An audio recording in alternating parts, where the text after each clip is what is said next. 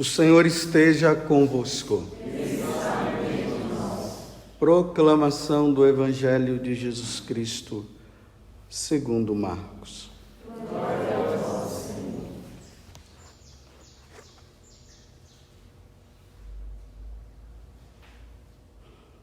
Naquele tempo, um escriba aproximou-se de Jesus e perguntou: qual é o primeiro de todos os mandamentos? Jesus respondeu: o primeiro é este: ouve, ó Israel, o Senhor nosso Deus é o único Senhor.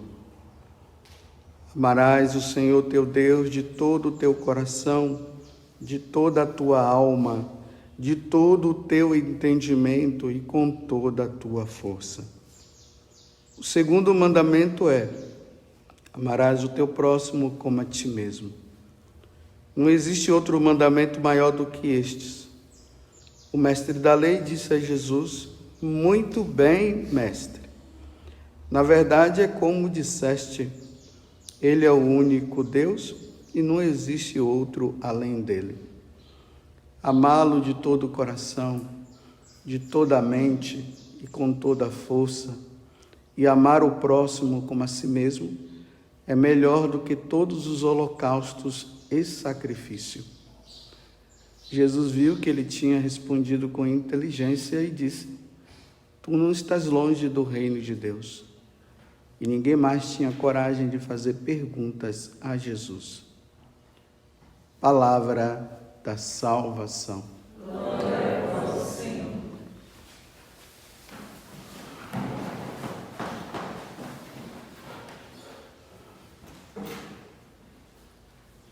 Nesse tempo de Quaresma, que é um tempo de conversão, que é um tempo de mudança de vida, hoje a liturgia ela nos coloca diante desta situação de conversão que nós devemos ter ao único e verdadeiro Deus. Você vê que o Salmo ele está dizendo: ouve meu povo, porque eu sou o teu Deus. No livro de Oséias há um grito de Deus, né? Volta, Israel, para o Senhor teu Deus. E no Evangelho, esse escriba que vai perguntar para Jesus qual é o maior de todos os mandamentos, porque aquela equipe, né, vamos dizer assim, aquela equipe religiosa dos tempos de Jesus, que não acreditavam que Jesus era Deus, que era o Messias, eles começaram a fazer um monte de perguntas, né, para tentar pegar Jesus em alguma situação, para assim prendê-lo. Vocês veem que hoje termina dizendo assim que, diante da resposta que Jesus deu e diante do que o escriba também deu, aqui fala assim: e ninguém mais tinha coragem de fazer perguntas a Jesus. Então Jesus resume agora os mandamentos em dois: amar a Deus e amar o próximo. Como nesses dias nós temos falado muito do próximo, então vamos ficar somente em Deus, no primeiro. Vamos compreender isso aqui para que nós cada vez mais tenhamos consciência de que nós devemos adorar a Deus nessa pessoa de nosso Senhor Jesus Cristo. Você vê que quando o escriba faz a pergunta para Jesus e Jesus responde, ou o mestre da lei, né, que está aqui, o mestre da lei disse a Jesus: muito bem, mestre. Agora ele olha para Jesus e diz: olha, fiquei admirado com a sua resposta. Muito bem, mestre. Na verdade, é como disseste, ele é o único Deus e não existe outro além dele. Olha bem, isso aqui é importante. Ele é o único Deus e não existe outro além dele. Então, por que ele está dizendo isso? Então, nós temos que dar uma olhada na história da humanidade. Eu vou tentar em poucos minutos, porque são poucos minutos que se tem, tentar falar algo que não é fácil. E que nas aulas de teologia leva semestres e mais semestres para poder entender isso. Então eu vou tentar resumir, e nesse resumo que Deus dê a graça de vocês compreenderem. Então vejam só, quando Deus cria o homem, Deus coloca no homem 2 desejos. O primeiro desejo é de amá-lo, de servi-lo, de encontrá-lo, de viver só para ele. Esse é o primeiro.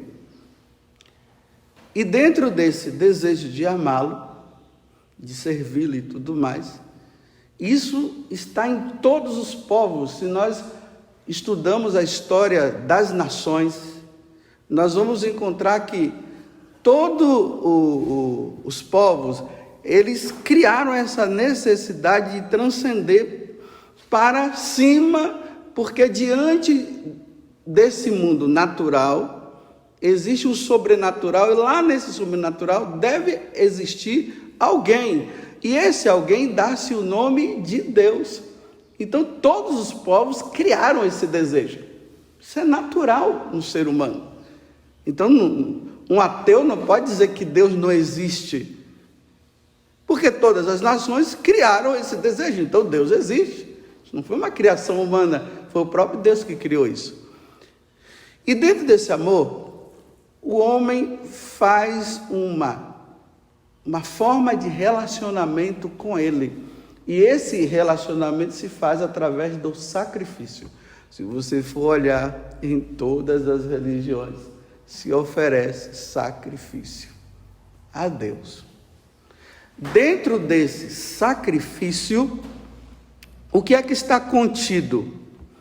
A adoração a Ele, ação de graças a Ele, reparação dos pecados e súplica. É isso que está contido dentro. Quando nós falamos o sacrifício da missa, e isso lá na frente eu vou falar, mas já resumo agora, é nisso que está contido o sacrifício. Quando nós dizemos, nós vamos para a missa, nós vamos para o sacrifício, participar do sacrifício da Santa Missa, nós estamos indo lá para quê? Para adorar a Deus, para reparar os nossos pecados, agradecer a Deus por tudo, ação de graças, e fazer a impetração, que é a súplica, pedir a Deus por isso e por aquilo. Todos os povos foram assim. Então imaginemos todos os continentes existentes, na face da terra. Dentro desses continentes estão os países, estão os povos. Então todos os povos fizeram isso. Só que aqui agora entra um grande problema. Os povos começaram a oferecer sacrifício a Deus, amar a Deus, sem saber quem é esse Deus. Sem saber. Então, cada nação deu o seu próprio nome a esse Deus. E na intenção de vê-lo, porque Deus não tinha se mostrado, isso se chama a revelação, Deus não se revelou, não se manifestou, aí vem a palavra epifania. Os homens, nesse desejo de querer vê-lo, sem ele ter se mostrado, criou os seus próprios deuses. Aí vem a questão das imagens. Então cada um vai criando os seus deuses, baseando-se no conceito natural, e a partir das coisas que via ao redor, eles começaram a dar os seus próprios nomes, e ali, a partir desses nomes, eles começaram a criar imagens desses deuses. Só que Deus não foi mostrado, não se mostrou, como é que vai fazer? Vocês entenderam essa questão? Vamos dizer assim, lá na Mesopotâmia, na antiga Mesopotâmia, onde está hoje o Irã, o Iraque, né? O Papa foi até lá esses dias, né? Chegou lá perto da cidade de Ur. Ur, lembra quem? Abraão. Então veja, nessa Mesopotâmia, eles tinham os seus deuses, como aqui na América foi criado os seus deuses também. Os índios criaram os seus deuses, como na África criaram os seus deuses também.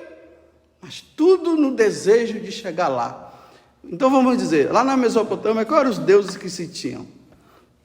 Um deus se chamava An. Esse Deus é o Deus do céu. Eles adoravam. Mas além de adorar o Deus do céu, e criavam também o Deus do ar, que se chama Enlil. Depois tinha o Deus da água, que se chamava Enkim. E depois o Deus chamado Mãe Terra, Nehuzang, ou sangue, né? Depois vocês procuram lá.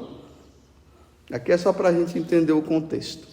Então lá eles adoravam esses deuses, eles criaram esse desejo de criar, de adorar a Deus. E ali eles ofereciam os sacrifícios a eles. Esse sacrifício que eu estou dizendo, que poderia ser de animais ou de pessoas, para agradecer a Deus, para aplacar a ira de Deus, para reparar os pecados e para fazer os seus pedidos. E é lá nessa Mesopotâmia, no Oriente Médio, nessa cidade de Ur,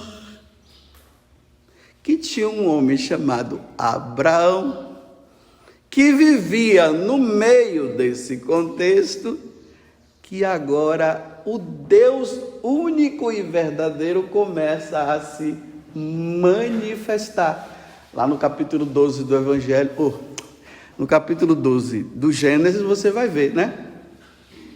Aí está lá Abraão, e Deus diz assim para ele: Abraão, deixa essa terra. Essa terra onde? Do Deus de An, de Enlil, o Deus da água, o Deus da Mãe Terra.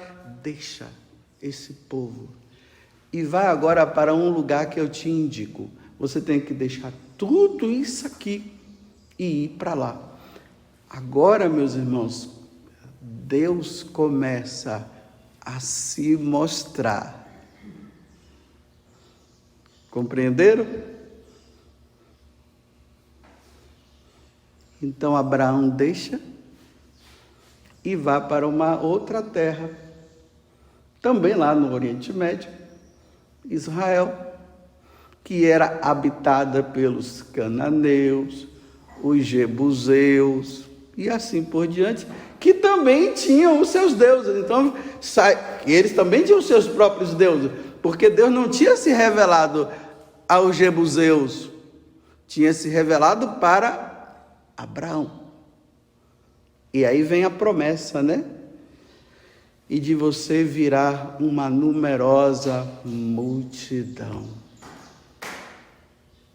Essa multidão diferenciada agora, que passa a adorar o Deus único que se revela, mas ainda não se mostra. Ele ainda não é visto.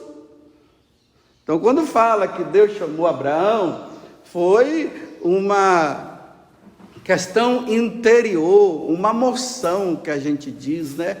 E aquela coisa foi tão forte que Deus foi seguindo. E aí Deus ia falando com Abraão, mostrando, dizendo, e aí começa a vir o filho dele, o filho da promessa, Aí vem Abraão, depois vem Isaac, vem Jacó, por isso que começa a se chamar o Deus de Abraão, o Deus de Isaac, o Deus de Jacó, porque já não era mais os deuses egípcios, lá na África, nem os deuses aqui na América, Jaci, a lua com os índios, e assim por diante, e muito menos lá na Mesopotâmia. Agora é o Deus de Abraão, de Isaac e de Jacó. Esse Deus de Abraão, de Isaac e de Jacó tem um sentido. É o Deus que se revela, que se mostra. Os outros foram criações humanas dentro desse desejo de querer ver Deus, de servir, de oferecer sacrifício. Eles criam. É por isso que aqui na primeira leitura, falando dos assírios, ele diz assim, olha, volta para mim, porque eu não sou um Deus de criação humana.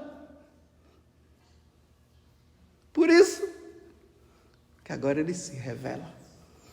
E aí, a partir de Abraão, forma esse grande povo, que depois, a partir de José, quando vai para o Egito, está ali, nas mediações de Israel, vão agora para o Egito a partir de José, e lá eles se tornam escravos. Aí, lá no Egito, você tem os seus próprios deuses também, mas agora já existe de forma concreta o Deus de Abraão, o Deus de Isaac e o Deus de Jacó. Eles não podiam se misturar agora, porque lá no Egito, os deuses deles eram tudo, Um gato era um deus, o cachorro era o deus, os animais de uma forma geral, e o faraó também se considerava um deus. É por isso que agora Deus, através de Moisés, que se revela na sarça ardente, se aproxima, tira as sandálias, porque o lugar onde você pisa é um lugar santo. Imagina Moisés com cabeça de egípcio, com os deuses do egípcio na cabeça dele, que ele adorava também, e agora Deus se mostra para ele e diz assim: epa, não é ele não, sou eu, Moisés. E quando eu for falar para o faraó que Deus me falou que é preciso tirar esse povo para levar para o deserto, para prestar um culto único e verdadeiro ao verdadeiro Deus, como é que eu vou dizer para ele, já que tem tantos deuses lá? Aí Deus diz assim: olha, diga para ele que eu sou. Diante dos outros, eu sou. Eu vou falar assim de uma forma bem brincando com vocês, E isso aqui dá para entender nos tempos de hoje. Eu sou o cara. Os de lá, nada a ver, sou eu. Ou seja, Deus é. A definição de Deus é: Deus é. Pronto. Por quê? O contrário disso não tem. Ele é. É a partir dele que tudo é criado. Então Deus manda Moisés, agora com aquele povo, leva para o deserto para prestar o culto, ou seja, oferecer o sacrifício de adoração, de ação de graça, de reparação dos pecados, de súplica ao Deus verdadeiro. Já não é mais aqueles outros deuses. Vocês compreendem? Estão entendendo, Por isso, voltemos ao que o Evangelho está dizendo.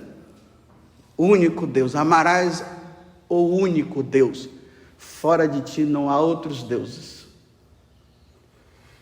Mas até então, Deus ainda não tinha se mostrado, visto. Como eu estou vendo aqui vocês, ainda era uma questão assim, de uma revelação, a sarça ardente, aquele fogo.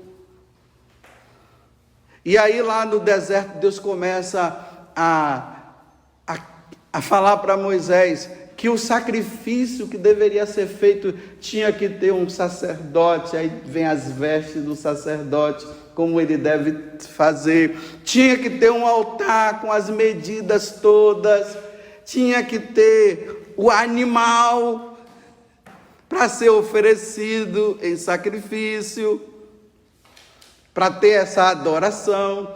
Por isso que o povo de Israel, no templo, eles levavam o animal para ser oferecido. Mas até então, nada de ser visto. Tinha a Arca da Aliança, com aqueles 2 querubins, com aquele prato lá onde se colocava o sangue, com as tábuas da lei e a vara de Arão, que quando foi colocado lá no tabernáculo, e quando foi colocado no templo, quando Salomão construiu, aí teve aquela coisa, a Shekinah, aquela fumaça toda dentro do templo, e aquele negócio todo que o pessoal diz, Deus está aqui, mas Deus não era visto. Se via através da arca. Todo o contexto da arca era a presença de Deus, mas não visto. E aí, no capítulo 4 do Gálatas, São Paulo diz, capítulo 4, versículo 4, chegando à plenitude dos tempos,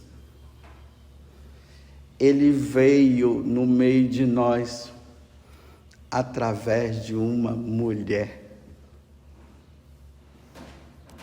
E o Verbo divino se encarnou e habitou entre nós. Esse Deus único, de Abraão, de Isaac e de Jacó, que se distingue de qualquer outro Deus, porque os outros não existem, ainda não era compreensivo que ele é um Deus único em 3 pessoas, o Pai, o Filho e o Espírito Santo. E a segunda pessoa da Santíssima Trindade, Jesus, ele vem e agora ele revela algo que nem no povo de Israel ainda não se tinha consciência, que existe o Pai, que existe o Filho, que é ele, que existe o Espírito Santo. E a pessoa do Filho, ele agora se mostra, ele é visto. O Espírito Santo não foi visto, ele apareceu em forma de pomba, mas não é uma pomba. O Pai não é visto e agora Jesus é visto. Por isso que agora, a partir de Jesus, Deus pode ser fotografado, vamos dizer assim. A partir de Jesus, ele pode agora ser colocado em escultura, em imagem, e é isso que o Catecismo da Igreja vai dizer. A partir de Jesus, nós podemos adorar a Deus fotografando. Uma vez numa homilia eu dizia assim, se Jesus tivesse se encarnado nos tempos de hoje, sabe o que iria acontecer? Nós iríamos encontrar um monte de gente mandando selfie, dizendo, encontrei ele aqui, e batendo foto e dizendo, olha ele aqui, Já no tempo, antes da encarnação, não podia ser feito isso, porque ninguém viu Deus. Por isso que ele fala para Filipe, Filipe diz assim, mas Jesus, mostra-nos o Pai. Diz, mas Filipe, 3 anos comigo, você não tem consciência que quem me vê o Pai? Por isso que na Igreja Católica nós temos a imagem do crucificado. Nós sabemos que ali não é ele, mas ali nos arremeta, leva-nos a ele, a imagem de Cristo crucificado. Por isso que nós temos a imagem. Mas antes não podia ser. Isso seria uma idolatria, mas agora não é idolatria.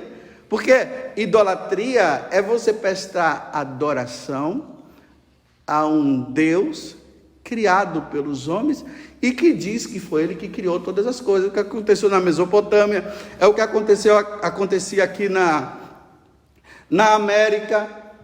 Quando os jesuítas chegaram aqui no Brasil, eles adoravam a quem? A lua, o sol, a mãe terra. E agora o jesuíta vem dizer assim, não é a lua, não é a mãe terra, não é o sol, é Jesus Cristo. E aí é apresentado. Estão compreendendo? Então agora entra uma outra coisa. Todos os povos ofereciam sacrifícios de animais ou de pessoas. Vocês lembram que Deus até pede para para Abraão oferecer o filho dele em sacrifício, e na hora que ele vai oferecer, Deus diz o quê? Não, ele não, o cordeiro. E aí, no meio dos judeus, se oferecia o sacrifício de cordeiro, de animais. E aí, quando João Batista apresenta Jesus como o Messias, aquele que era esperado, que foi preparado pelo povo, o que é que ele diz? Eis o Cordeiro de Deus que tira o pecado do mundo. E agora, João Batista está trazendo uma revelação nova. Já não será mais o Cordeiro, será uma pessoa. E essa pessoa é Jesus Cristo. E Jesus Cristo é a segunda pessoa da Santíssima Trindade. E essa segunda pessoa da Santíssima Trindade é quem? Deus. Então agora, quem é que é oferecido? Jesus. Quem é que é oferecido? É o próprio Deus que é oferecido em sacrifício para acontecer aquilo que eu falei antes. O sacrifício da cruz, o sacrifício na missa. O que é que acontece? Ali o homem, nós católicos, fazemos a verdadeira adoração, a verdadeira ação de graças, a verdadeira reparação dos pecados e a verdadeira súplica. Quando o sacerdote faz o oferecimento do pão e do vinho, lembremos da quinta-feira santa. Pegou o pão, pegou o vinho e disse o quê?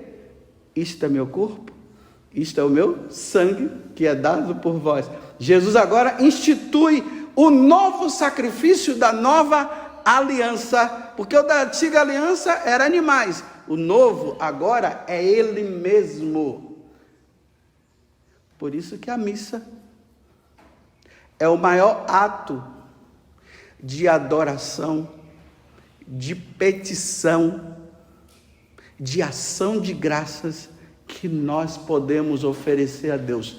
Não existe outro. Não existe outro. Você quer agradar a Deus verdadeiramente? Vai na missa. Porque na missa você oferece o sacrifício que todos os povos ofereceram de forma errada, porque não conheciam o Deus verdadeiro, e agora se oferece conhecendo o Deus verdadeiro. E quem é que é oferecido? Ele mesmo, na pessoa de Jesus. Não tem cabimento um católico ir para um centro de macumba, porque lá é oferecido sacrifício também, só que é de galinha. Não tem nada a ver um católico ir para os budistas. Não tem nada a ver um católico ir para qualquer outra seita aí, porque o verdadeiro sacrifício está aqui na Igreja Católica. Não tem cabimento nós irmos para lá, porque ele se revelou aqui.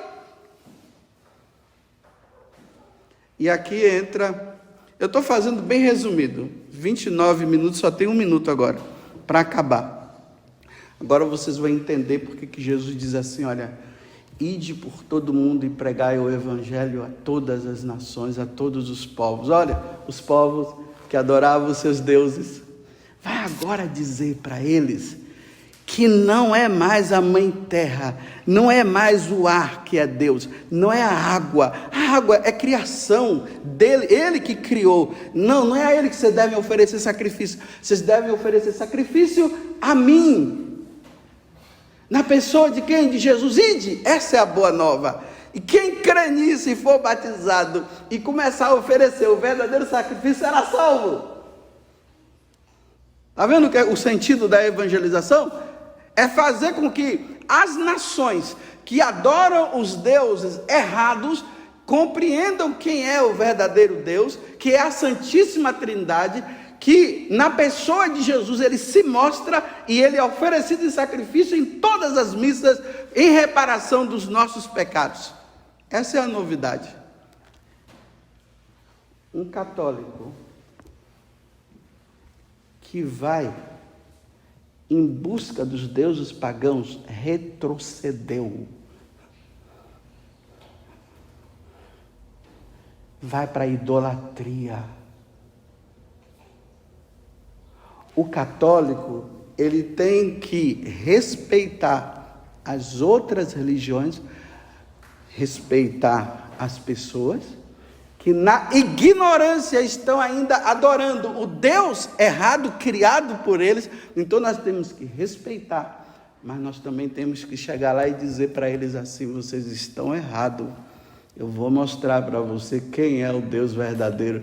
Lembremos de Paulo em Atenas, diante de tantos deuses, ele disse: aquele ali, não tem ninguém ali, é ele que eu vou apresentar para vocês.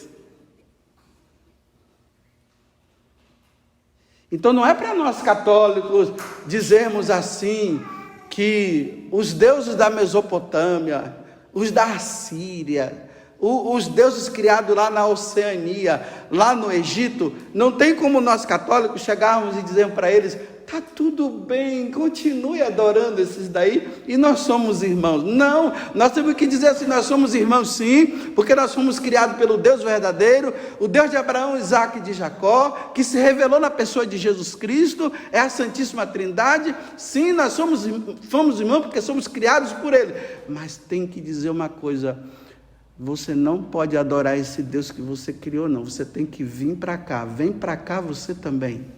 Vem para cá você também. Vem adorar o verdadeiro Deus, porque todo aquele que adorá-lo e conhecê-lo e oferecê-lo em sacrifício pela remissão dos pecados serão salvos. Vocês compreenderam? Bem, está bem resumido. Eu acho que está bem, né? Se tiver algumas coisas aí, vocês vejam, né? Procurem a Áurea e a Ivonise e os outros que estudam teologia para ajudar vocês. Mas eu fiz um resumo. Por isso que nós não podemos ceder de largar a nossa igreja e colocar a igreja católica no mesmo nível de qualquer outra religião. Não, a igreja católica não pode estar no mesmo nível de qualquer religião. Ela está acima de qualquer religião. E todas as religiões têm que jogar os seus ídolos embaixo e vir para o nível maior, que é a igreja católica apostólica romana, porque foi aqui que Deus se revelou e mostrou para nós o caminho da salvação. Louvado seja nosso Senhor Jesus Cristo e a nossa Mãe Maria Santíssima.